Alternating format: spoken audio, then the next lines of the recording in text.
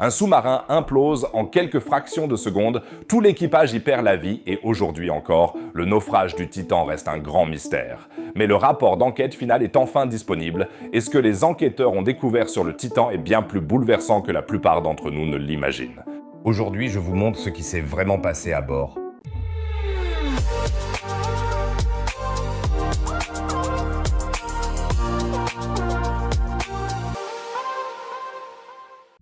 Avant que vous ne vous étonniez, j'ai un peu réorganisé mon décor. Dites-moi en commentaire ce qu'on pourrait encore améliorer. Quelque chose ici au premier plan, d'autres éléments de déco ou adapter l'arrière-plan. J'ai hâte de lire vos conseils. Et si vous ne voulez plus manquer aucune vidéo scientifique passionnante dans ce décor, alors abonnez-vous dès maintenant à la chaîne. C'est gratuit et vous recevrez toujours une notification dès qu'une nouvelle vidéo sortira. Et pour ceux déjà abonnés, un pouce bleu aide énormément la vidéo. 5000 likes pourraient suffire à apaiser l'algorithme de YouTube. Merci beaucoup les amis. Et maintenant, entrons directement dans le vif du sujet. Le 18 juin 2023, le submersible Titan de la société OceanGate part pour sa première plongée profonde de la saison. La destination, l'épave du Titanic, à environ 3800 mètres de profondeur dans l'Atlantique Nord, à environ 600 km au sud-est de Terre-Neuve. À bord, 5 personnes qui avaient parfois déboursé jusqu'à 250 000 $ pour vivre cette expérience. À peine 1h45 après le départ, le contact avec le navire d'accompagnement, le Polar Prince, a été rompu. De manière totalement soudaine, le silence. Et ce silence, on le sait aujourd'hui, a marqué la fin tragique du Titan et de son équipage. L'opération internationale de recherche et de sauvetage dure 4 jours avant qu'on ne comprenne. Le Titan a implosé. À plus de 3360 mètres de profondeur, la pression colossale de l'eau a broyé la coque du submersible. Plus vite qu'un clin d'œil. Stockton Rush, le fondateur d'OceanGate, l'entrepreneur britannique Hamid Harding, l'homme d'affaires pakistanais Shahzada Dawood et son fils de 19 ans, Suleyman, ainsi que l'expert français du Titanic Paul-Henri Naguéol ont perdu la vie.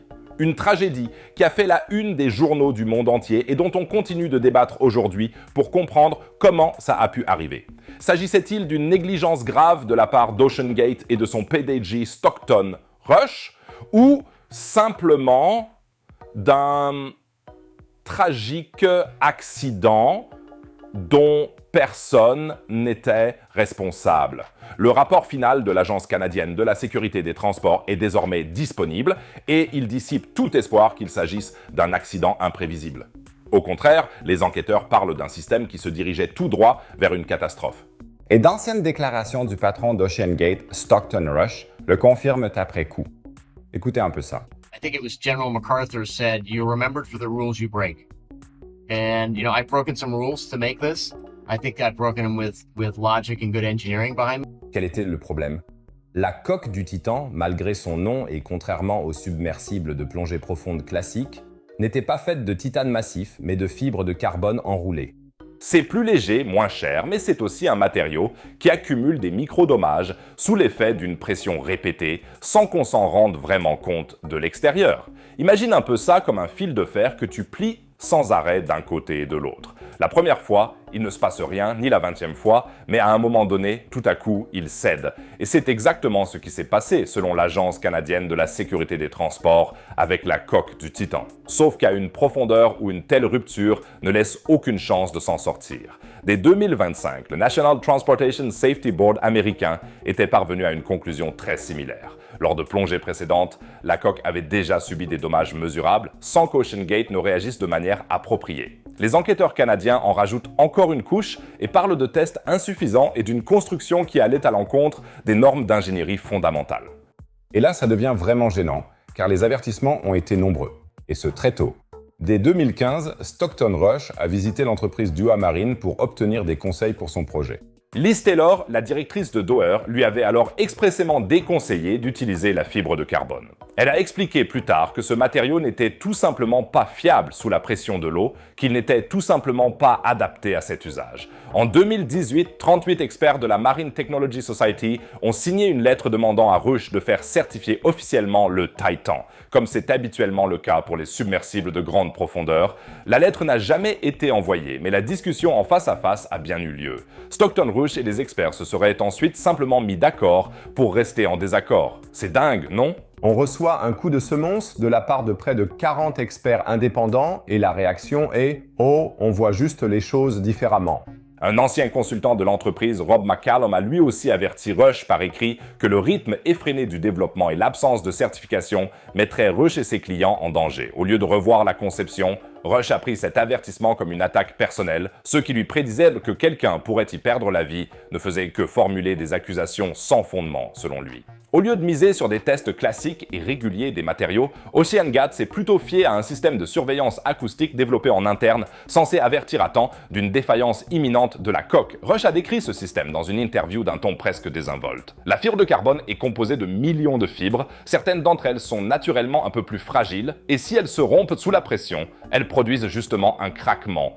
Au premier abord, ça semble être une solution ingénieuse. Le problème, c'est qu'un craquement n'est pas un système d'alerte précoce, mais tout au plus un signal d'une coque déjà endommagée.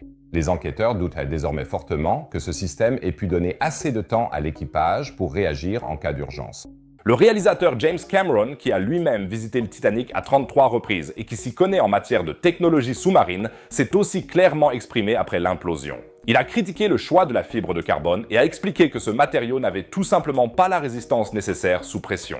Selon Cameron, les caissons destinés à de telles profondeurs devraient être fabriqués à partir de matériaux monoblocs comme l'acier titane ou le verre acrylique, et non à partir de fibres enroulées où des dommages microscopiques pourraient s'accumuler inaperçus au fil du temps. Cameron déclare « Je trouvais ça une idée épouvantable, j'aurais aimé prendre la parole, mais je pensais que quelqu'un d'autre était plus malin que moi. » Mais le point vraiment sensible du nouveau rapport du BST, ce n'est pas seulement l'échec technique, c'est la faille administrative derrière. L'Organisation maritime internationale, OMI, a certes établi des directives pour la construction et l'exploitation des sous-marins, mais celles-ci ne sont pas contraignantes pour les États membres. Le ministère canadien des Transports savait même que le Titan opérait avec un navire d'escorte canadien. Pourtant, il n'a pas été contrôlé pour autant. Des informations importantes sur le sous-marin étaient dispersées entre plusieurs autorités, mais personne n'a rassemblé les pièces du puzzle. Johan Murière, président du BST, a résumé la situation lors de la présentation du rapport. Personne n'était chargé de relier les points. Une seule phrase qui résume en fait toute la tragédie. Le BST exige désormais fermement que la surveillance de ces engins sous-marins soit renforcée au niveau national et international et, surtout, rendue obligatoire. Jusqu'à présent, une entreprise pouvait apparemment naviguer assez facilement entre les différentes compétences tant que personne ne s'en apercevait pendant assez longtemps.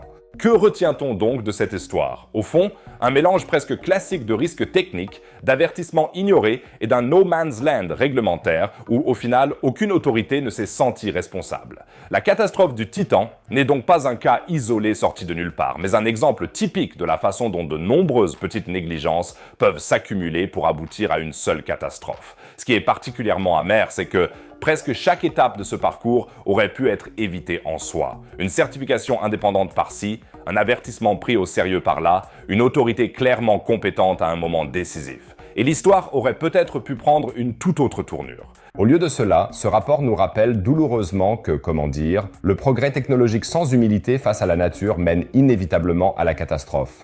Si vous ne voulez pas manquer d'autres rapports à l'avenir, n'oubliez pas de vous abonner à la chaîne et de mettre un pouce bleu pour qu'on atteigne les 5000 likes. Et maintenant, voyageons de l'océan jusque sous les glaces de l'Antarctique. Des scientifiques viennent d'y découvrir une méga structure gigantesque qui ressemble à une main géante. Qu'est-ce que c'est et comment cette main s'est-elle retrouvée sous la glace éternelle? Tu trouveras toutes les infos et les images originales dans la vidéo ci-dessus. Il suffit de cliquer en haut à droite, c'est vraiment passionnant. Et si tu cliques en bas à gauche, tu pourras aller fouiner dans ma boutique spatiale. Tu y trouveras mes livres écrits par mes soins et dédicacés. Des planètes en peluche, les t-shirts des vidéos, de vrais météorites et bien plus encore. Ça vaut le coup et chaque commande soutient vraiment mon travail. Sinon, je dirais, on se retrouve dans la prochaine vidéo, les amis, à plus tard.